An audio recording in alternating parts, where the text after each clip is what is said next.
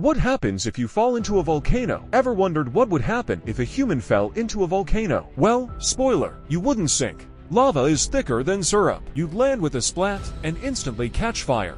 Your skin, gone. Your insides, boiled and exploded in seconds. It's not a slow movie death. It's instant destruction. But here's the real twist. There's a volcano that doesn't even burn. And it's not on Earth. It's on Saturn's moon, Enceladus. It erupts ice, not lava. A volcano that's freezing cold.